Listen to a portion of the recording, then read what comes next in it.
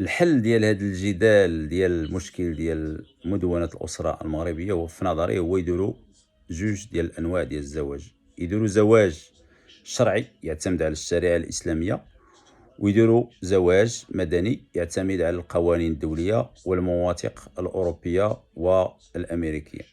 بمعنى آخر، الزواج الشرعي تكون فيه القوامة، تكون فيه التعدد، ويكون فيه السمع والطاعة بالنسبة للزوجة، ويكون فيه جميع المسائل الإسلامية اللي هما كاينين في الشريعة الإسلامية.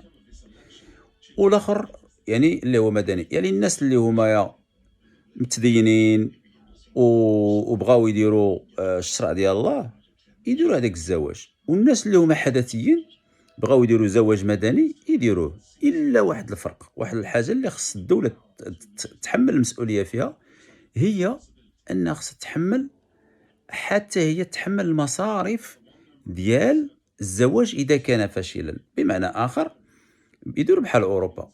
راه لا يُعقل أن مثلًا الواحد ما عندوش الخدمة، وحيت ما عندوش باش غادي يصرف في النفقة والدولة ما وفرات العمل، أن غادي ياخدوه وغادي يديروه في الحبس ويسجنوه، وكيتسمى هذاك الطفل كيتعقّد في الحياة ديالو، لأنه كيتسمى بأنه هو مُرمى باه للحبس، يعني وكيولي يتستفز في المدرسة، وكيولي يتستفز في الشارع، وكيولي معقّد طول الحياة ديالو. يعني هادي هما السلبيات الخطيرة مثلًا في هاد الحوايج هادو. إذًا هنا خاص الدولة تكلّف دير شي صندوق خاص لضحايا الطلاق، لأن الطلاق كما تعلمون هو م يعني مرتفع بواحد النسبة عالية، والضحية ديالو في المجتمع المغربي هو الطفل، في غالب الأحيان، بالخصوص إلا ما كانش الراجل عنده عمل قار وما أكثرهم. إذًا هذا هو الحل اللي كنشوف أنايا يديروه، وإلا هاد القانون وهاد المدونة بهاد الشكل هذا باش تطرحت حاليًا هو في الحقيقة خراب للأسرة. علاش؟ لأن مثلًا لو تزوج الواحد ومثلًا طلّق والدار ديالو وخصو يخرج وبقاو الدراري، أولًا يقدر يجي مثلًا العائلة ديال الراجل ويقول له هذيك الدار حنا شرعًا عندنا الحق باش ناخدو هاد الدار، وهي كتسمى الورث، وحنا ما كنآمنوش بهذا القانون هذا، حنا كنتبعوا شرع الله. وغادي يولي واحد النزاع، ويقدر يكونوا يقدر يمشيو بهم الحد إلى يوقعوا جرائم، لأن المغاربة بالكرامة ديالهم يقدروا إلى حد أنهم كاين الناس اللي مستعدين يديروا جرائم على حساب هذا الشيء، لأن كيقول لك أنا عندي الله عطاني هذا الشرع هذا، عطاني هذا الحق، ما يمكنش نتنازل عليه. إذا هذا ماشي حل اللي دايرين. ثانيا مثلا آم، الزوجة اللي كيكون عندها الأولاد مثلا، وكيكون عندها الراجل وخاص الأب البيولوجي هو اللي يصرف، هذا كيشكل حتى هو في حد ذاته واحد الخطر، لأن أولًا ما كاينش شي واحد اللي غادي يصرف على هاد الولاد وهما تحت الذمة ديال واحد الراجل آخر، لأن ما كايناش الثقة.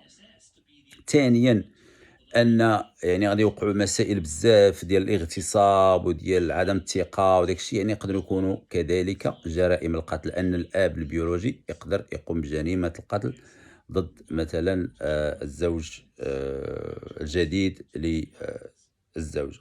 يعني يقدر يكونوا جرائم، يعني كاين واحد الاحتمال كبير أنهم يوقعوا مشاكل اجتماعية عويصة. ما غاديش نبقاو يعني نتكلموا على الطلاق، ولكن غادي نتكلموا على بزاف ديال المشاكل اللي هما كيتعلقوا بجرائم الشرف وجرائم دينية، لأن حاجة اللي هي شرعية وكتخالفها، يعني المجتمع المغربي ما استعدش نهائيًا باش هو يعني يرضخ لهاد القوانين اللي هي في الحقيقة قوانين سكيزوفرينية. لأن علاش ما يمكنش أنك كتقدر تحلل واحد الحاجة مثلًا في أوروبا، بحال مثلًا أن البنت مثلًا تقدر تزوج راسها بوحدة بدون عدلين، اللي هي كتخالف الشرع، وأنك تمنعها في المغرب.